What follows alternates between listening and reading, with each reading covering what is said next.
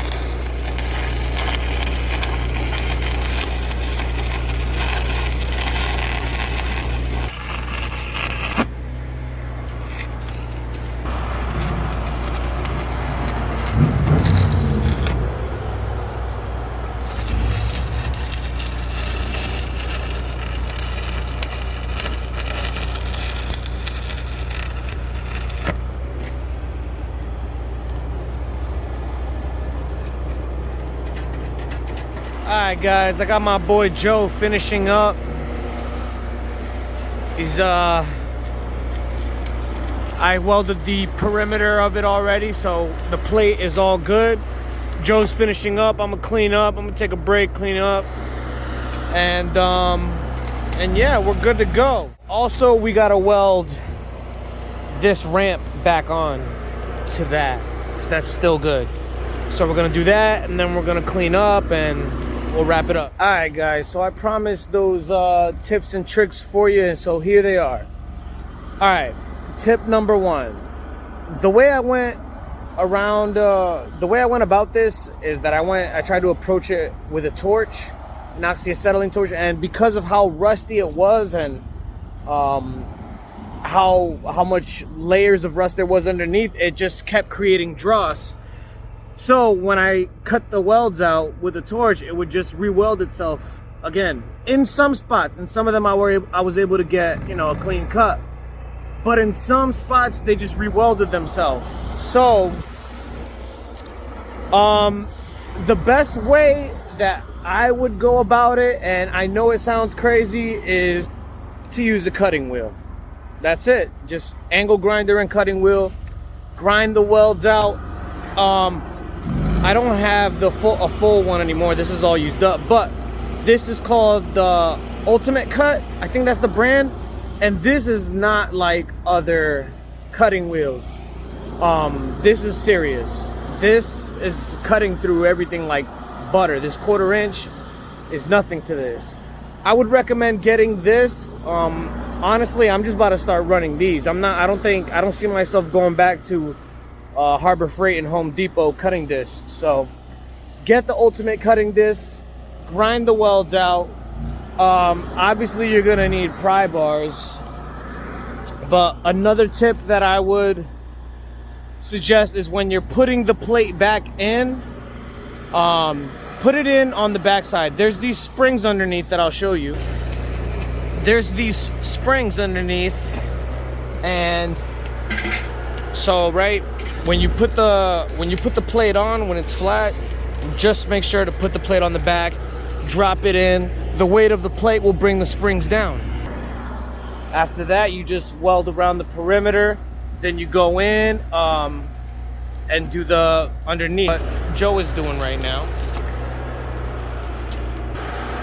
And that's it. That's the best way to go about it. This is something that I would, this is something that is most likely gonna take, this is a 16, 15-hour job, depending on what kind of equipment you're running. So be sure you charge for that. It could take longer, it could be faster, but make sure you always, it's better to overcharge than undercharge for your case, for my case. But I didn't do that with Maine Oxy, not this time around. I cut them a break because, you know, they looked out for me a lot, and I want to maintain that good relationship with my supplier. So it is what it is. Anyways, thanks for watching, guys. I really appreciate it. I'm not gonna say goodbye yet because we're not done. I want to show you the finished product, but bye for now.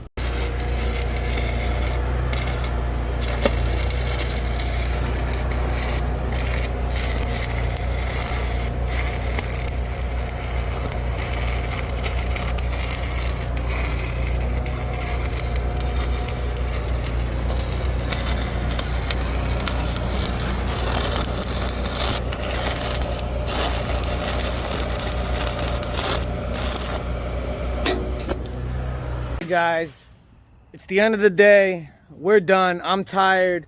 Joe's tired. We're all tired. We're done though. So here's the finished product. We reused that. Everything else is all new metal except for the frame, of course. But it's all in. Everything fits up. Let's go ahead and test it out. See how it opens. Folds up.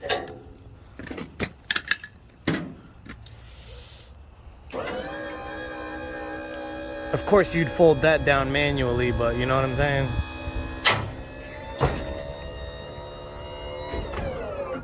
All right. Now we just gotta clean up our mess and then we're good to go, guys.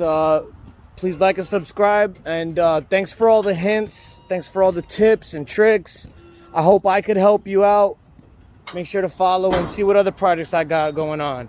Shout out to Maine Oxy for being my #1 supplier, guys. And oh, if Maine Oxy's watching this, I'd definitely sponsor me if I were you. Have a good day, guys.